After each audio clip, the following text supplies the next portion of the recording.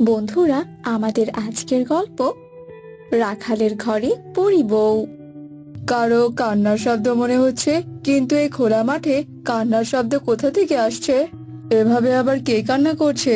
যাই আশেপাশে একটু খুঁজে দেখি তো। আরে কত ছোট্ট একটা বাচ্চা কিভাবে মাঠের কোনায় বসে কান্নাকাটি করছে, অথচ আশেপাশে কিনা কেউ নেই। এখানে এই বাচ্চাটাকে কে ভাবে ফেলে রেখে গেছে? আর কেই বা এই বাচ্চার বাবা মা? বাচ্চাটাকে দেখে তো আমার ভীষণ মায়া হচ্ছে। মাঠে গরুগুলো ঘাস খেতে থাক, আমি এই বাচ্চাটাকে নিয়ে বাড়িতে যাই। বাচ্চাটার যে মুখ একদম শুকিয়ে গেছে। আহারে, খেয়ে দে বাচ্চাটা কত সুন্দর ঘুমিয়ে পড়লো। এই বাচ্চাটাকে নিয়ে এখন আমি কি করব? আমি তো কিছুই বুঝতে পারছি না। একদিকে এই গরু, আর একদিকে এই বাচ্চা। না না, যাই যাই, আগে গরুগুলোকে নিয়ে আসি, তারপর যা হবে তা না হয় দেখা যাবে। তো বন্ধুরা, ততক্ষণে তোমরা অ্যান্সার করো 16 প্লাস 16 ইকুয়াল কত হয়। অ্যান্সারটি অবশ্যই কমেন্টে জানাবে। দুদিন তো হয়ে গেল, বাচ্চাটাকে তো এখনো কেউই নিতে এলো না। আর তাছাড়া বাচ্চাটার বাবা মারও কোনো সন্ধান পেলাম না। মনে তো হচ্ছে এই বাচ্চার দায়িত্ব আমাকেই নিতে হবে। তবে আমি একটা ছেলে মানুষ হয়ে এই বাচ্চার দায়িত্ব কি করে নেব? আর গরুগুলোরও বা দেখভাল করব কি করে? এবার তো মনে হচ্ছে এই বাচ্চার দেখাশোনা করার জন্য আমাকে একটা বিয়েই করতে হবে। আচ্ছা, আমি তো রাখাল, আমাকে আবার কে বিয়ে করবে? এই গরু আর গোয়াল ঘর ছাড়া আমার তো আর কিছুই নেই। না না, এভাবে ভাবলে চলবে না। এই বাচ্চার মুখ দেখে আমাকে অন্তত বিয়ে করতেই হবে। বুড়িমা, তোমার বাড়িতে তো একটা নাতনি আছে, আর সেও তো বিয়ের উপযুক্ত। বলছি কি বুড়িমা, তুমি তোমার নাতনিকে আমার সাথে বিয়ে দেবে গো? আমার বাচ্চাটাকে দেখার জন্য একটা মা যে ভীষণ দরকার। তুই কি সব উল্টো পাল্টা কথা বলছিস বলতো? আমার নাতনি দেখতে তো ভীষণ সুন্দরী। আমি আমার নাতনিকে অনেক ভালো পাত্রীর সাথে বিয়ে দেব। তোর মতো রাখালের হাতে কিনা আমি আমার নাতনিকে তুলে দেব বাচ্চা পালন করার জন্য? তোর কি মাথা টাথা খারাপ হয়ে গেছে নাকি রে? যা, দূর হ, দূর হ বলছি। বৃদ্ধার এমন কথা শুনে রাখাল চলে যায়, আর মাঠের কোনায় বসে মেয়েটিকে নিয়ে হতাশ হয়ে বসে থাকে। আর তখনই মাঠের পাশের নদী থেকে হঠাৎই হাসির আওয়াজ ভেসে আসতে থাকে। কে কে এভাবে হাসছে? আমি এদিকে চিন্তায় মরছি, আর আমার দুঃখ দেখে কিনা হাসি পাচ্ছে। কার এত হাসি পাচ্ছে? দেখি তো গিয়ে, কার মনে এত আনন্দ লেগেছে? বাহ, এই পরী তো দেখছি ভারী সুন্দর। আমি এবার এই পরীকেই বিয়ে করব, আর এই ছোট্ট বাচ্চাটার দেখভাল এই পরীকে দিয়েই করাবো। কিন্তু এই পরী তো এমনি এমনি আমার কোনো কথা শুনবে না। তার জন্য তো এই পরীকে আমার বশে আনতে হবে। এই তো পরীর জাদুদণ্ড এখানে পড়ে আছে, আর এই জাদুদণ্ডই হলো পরীকে বশ করার একমাত্র হাতিয়ার। এসব কথা বলে রাখাল চুপি চুপি গিয়ে পরীর জাদুদণ্ডটি তুলে নেয়। আর তখনই পরী এসব কাণ্ড দেখে ফেলে। এই এই তুমি কি করছোটা কি? হ্যাঁ, তুমি আমার জাদুদণ্ড কেন নিয়েছো? ফিরিয়ে দাও বলছি। বোকা পরী, আমি তোমার জাদুদণ্ডটা এমনি এমনি নেইনি, তোমাকে আমার বশে আনার জন্যই নিয়েছি। তাই তুমি আর কখনোই এই জাদুদণ্ডটা ফিরে পাবে না। এইসব তুমি কি বলছো রাখাল? তুমি আমাকে বশ করতে চাইছো মানে? তুমি জানো আমি চাইলে এক্ষুনি তোমার 12টা বাজাতে পারি। সেটা তো আর কিছুতেই সম্ভব নয় পরী, কারণ তোমার জাদুদণ্ড যে আমার হাতে। আর তাছাড়া তুমি যদি এখন আমার কোনো কথা না শোনো, তাহলে আমি এক্ষুনি তোমার এই জাদুদণ্ডটা ভেঙে ফেলবো। না না রাখাল, দয়া করে তুমি এমন কাজ করো না, তাহলে যে আমি আর কোনোদিন পরিরাজ্যে ফিরতে পারবো না। দয়া করে তুমি এই কাজ করো না, বলো আমাকে কি করতে হবে। আমি আমার জাদুদণ্ডের জন্য সব কাজ করতে প্রস্তুত। আচ্ছা ঠিক আছে, তাহলে আমি তোমার জাদুদণ্ড ভাঙবো না। তবে শোনো, এখন তোমাকে আমায় বিয়ে করতে হবে।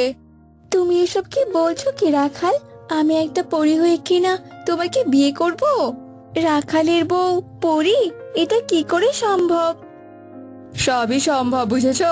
আর এখন যদি তুমি আমায় বিয়ে না করো, তাহলে আমি সত্যি সত্যি তোমার এই জাদুদণ্ডটা ভেঙেই ফেলবো। না না রাখাল, দয়া করে তুমি এমন কাজ করো না। আমি তোমার প্রস্তাবে রাজি। রাখাল, আমাদের তো বিয়ে হয়ে গেছে, এবার তবে তুমি আমার জাদুদণ্ডটা ফিরিয়ে দাও। শোনো পরি, আমি তোমাকে এই বাচ্চাটা লালন পালন করার জন্যই বিয়ে করেছি। তাই যতদিন এই বাচ্চাটা বড় না হবে ততদিন তুমি তোমার জাদুদণ্ড ফিরে পাবে না। রাখাল, তুমি এসব কি বলছো? আমি একটা পরী হয়ে মানুষকে বিয়ে করলাম, এখন কিনা আবার মানুষের বাচ্চা লালন পালন করব? তুমি আমাকে দিয়ে কেন এমনটা করাচ্ছো? সেটা না হয় তুমি সময় হলেই বুঝতে পারবে। এখন চুপচাপ আমার সব কথা মেনে নাও, এতেই তোমার মঙ্গল হবে।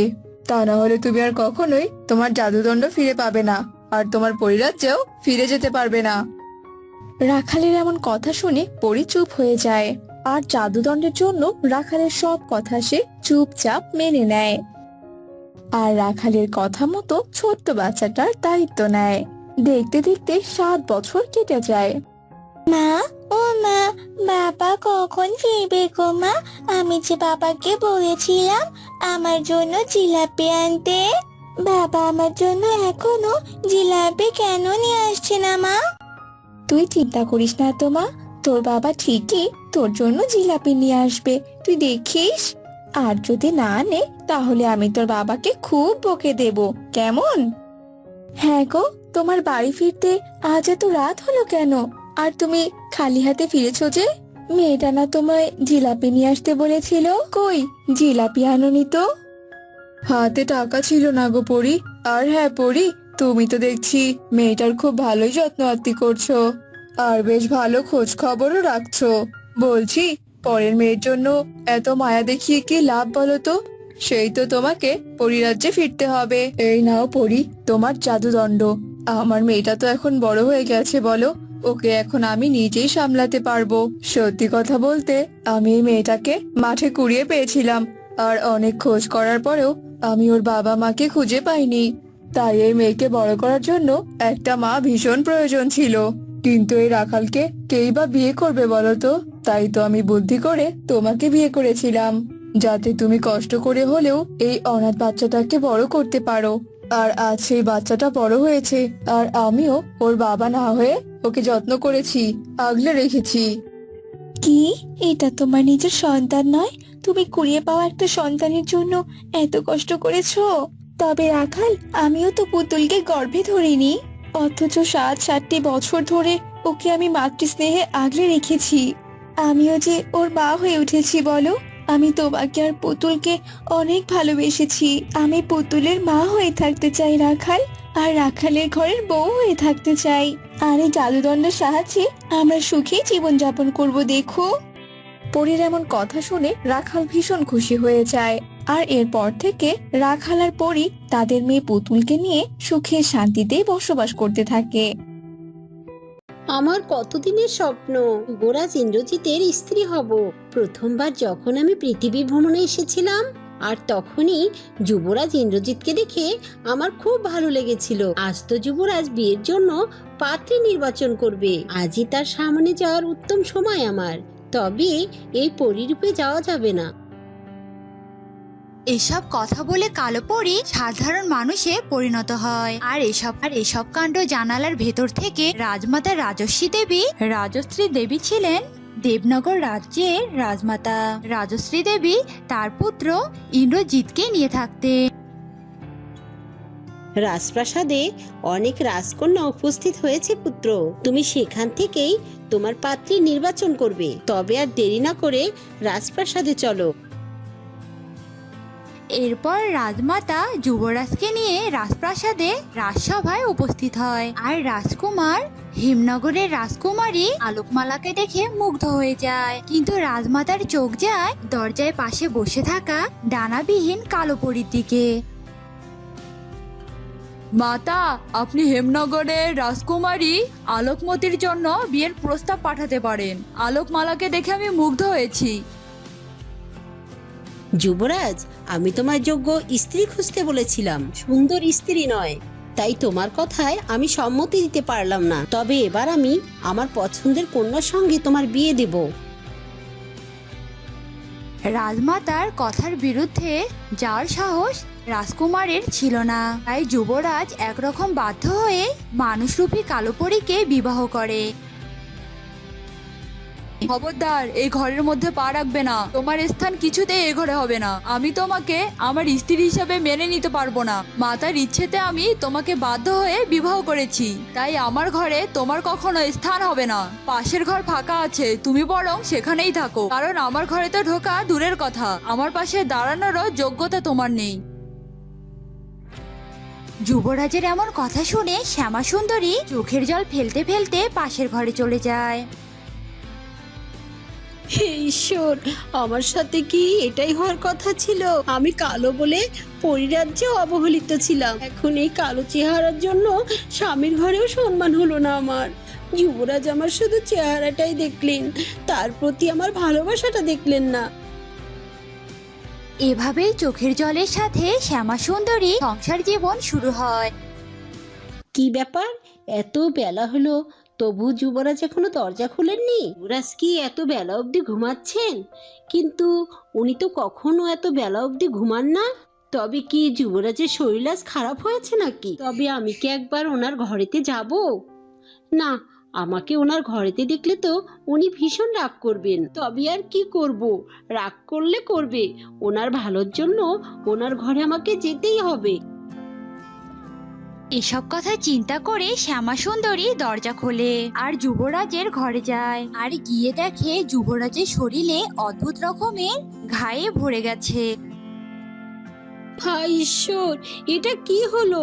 যুবরাজের শরীরে এসব কিসের ঘা হয়েছে? মাতা, মাতা, আপনি কোথায় মাতা? শ্যামা সুন্দরীর চিৎকার শুনে রাজমাতা দ্রুত সেখানে আসে। ঈশ্বর, যে ভয়টা আমি পাচ্ছিলাম সেটাই হলো। ঈশ্বর, তুমি আমার পুত্রের শরীরে এ ঘা কেন দিলে? এ ঘা তো মহারাজের শরীরে হয়েছিল, আর এ ঘায়ের কারণে মহারাজ স্বর্গে চলে গিয়েছে।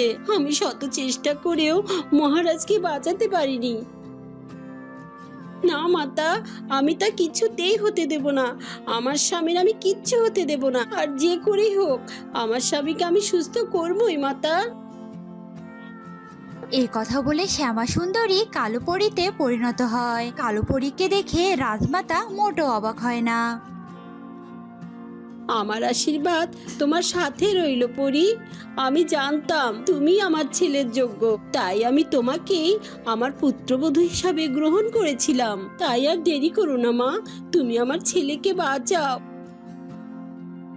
এরপর কালো পরী উড়ে পরিরাজ্যে চলে যায়। আর এদিকে দিন দিন যুবরাজের ঘা বাড়তেই থাকে। ঈশ্বর, এই জ্বালার সহ্য হচ্ছে না। ঈশ্বর, তুমি আমাকে এত যন্ত্রণা না দিয়ে আমার মৃত্যু দাও। জ্বলে যাচ্ছে, পুড়ে যাচ্ছে, শরীর ব্যথা করছে। আর এভাবেই যুবরাজ যন্ত্রণায় চিৎকার করতে থাকে। আর ওদিকে কালো পরী পরিরাজ্যে পরিমাতার কাছে যায় আর যুবরাজের ব্যাপারে সব কথা খুলে বলে। পরিমাতা, আপনি তো সবই শুনলেন পরিমাতা।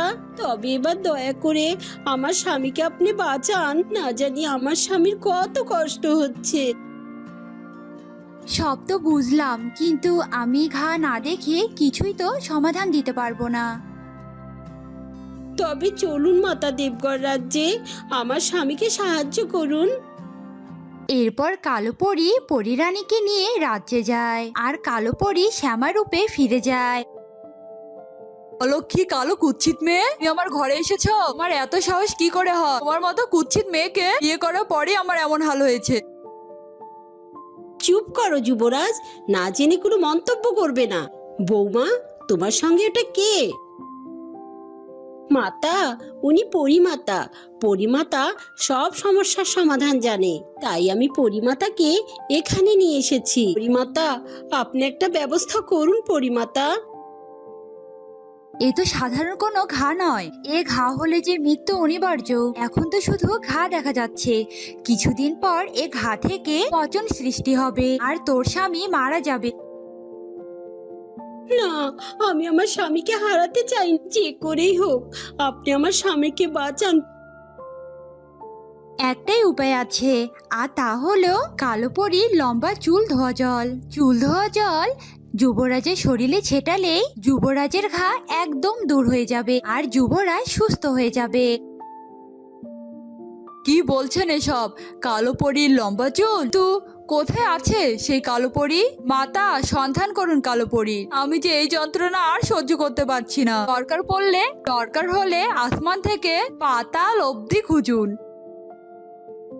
না পুত্র, আসমান থেকে পাতাল অব্দি খুঁজতে হবে না।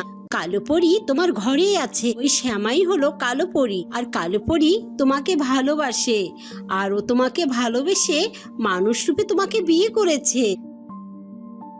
রাজমাতার কথা শেষ হতে না হতেই শ্যামা কালো পরীতে পরিণত হয়। আর তখনই পরিমাতা বলে,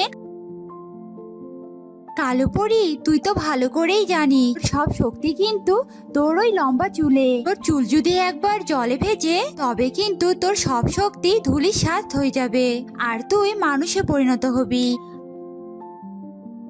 আমি আমার স্বামীর জন্য সব কিছু করতে পারি। মাতা, আপনি আমার চুল ধোয়ার জল নেওয়ার ব্যবস্থা করুন। এরপর পরিমাতা জাদু করে এক বালতি জল নিয়ে আসে আর সেই জলে কালো পরী তার লম্বা চুল ডুবিয়ে দেয়।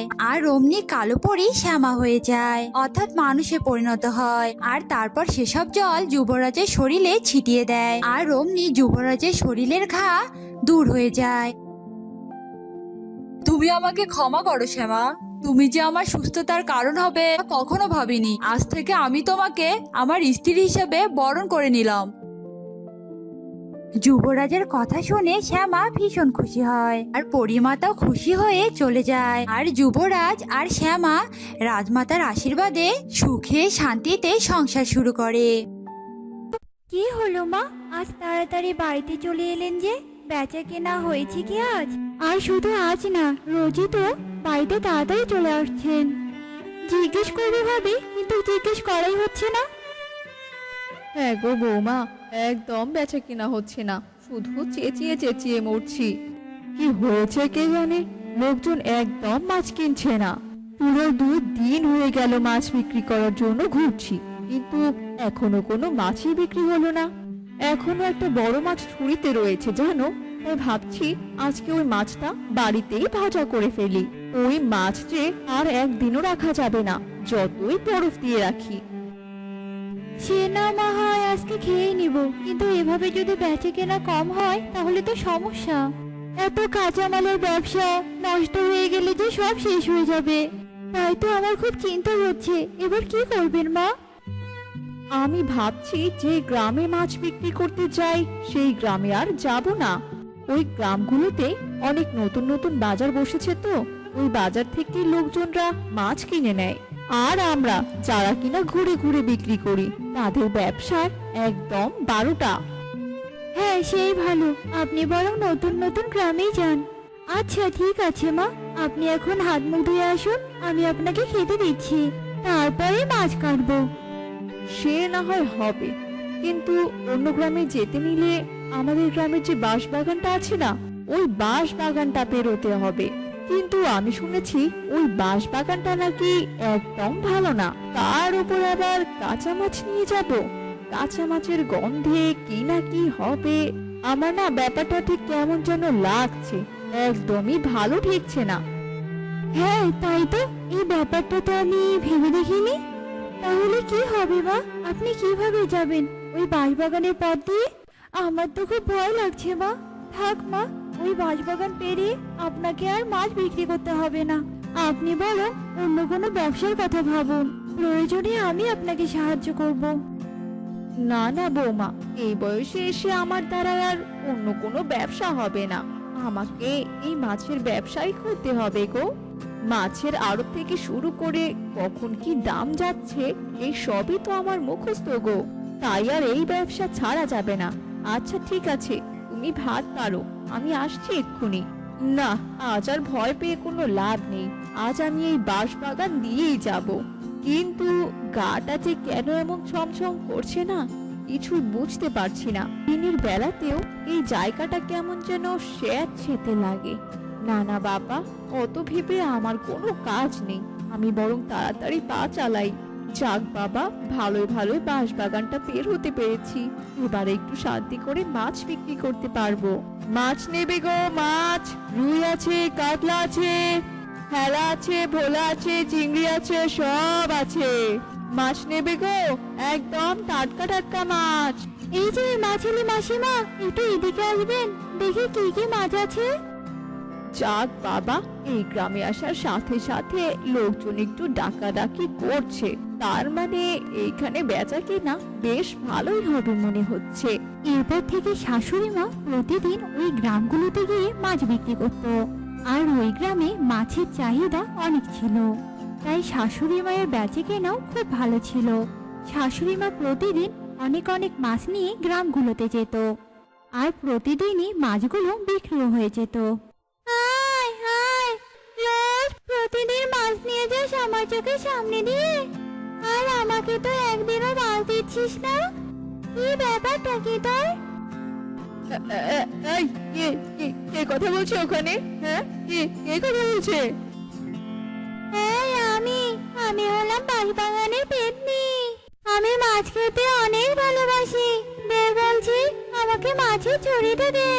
আমি তোকে অনেকদিন ধরে দেখছি মাছ নিয়ে যেতে।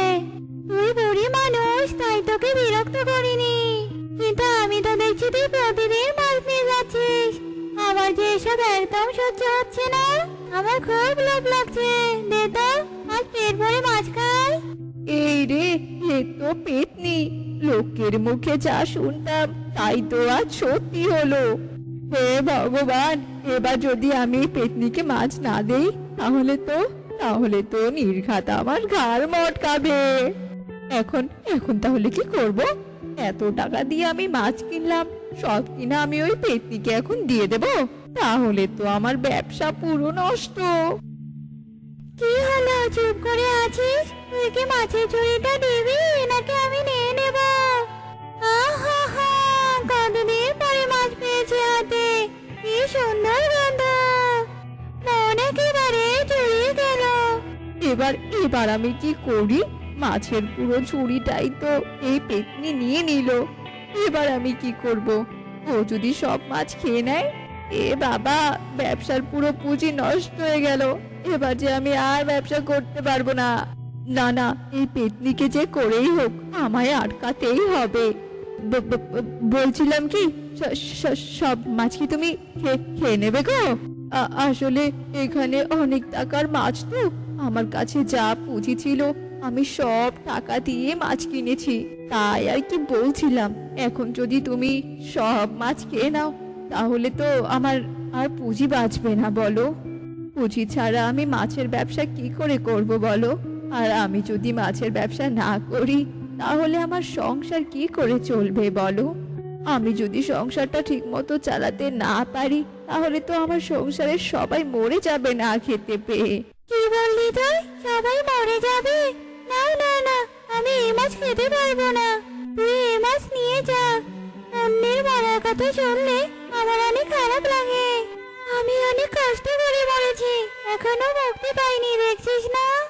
যা যা, তুই এই মাছের ঝুড়িটা নিয়ে চলে যা। তুই প্রতিদিন কিন্তু এই মাছের ঝুড়িটা নিয়ে এই বাগানের পথ দিয়ে যাবি না, তাহলে কিন্তু আমি অনেক রেগে যাবো। প্রতিদিন তো আর নিজের লোভকে সামলে রাখা যায় না।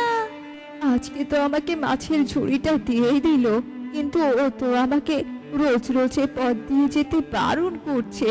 তাহলে এবার আমি কি করব? এই গ্রামগুলোতে যাওয়ার তো এটাই একমাত্র রাস্তা। পেতনিটা তো এমনিতে খুব ভালো, কিন্তু ওর কথা না শুনলে তো ও রেগে যাবে। তাহলে এবার আমি কি করব? এক কাজ করি, ওর সাথে একটু ভালো করে কথা বলি, এতে যদি ওর মন গলে যায়।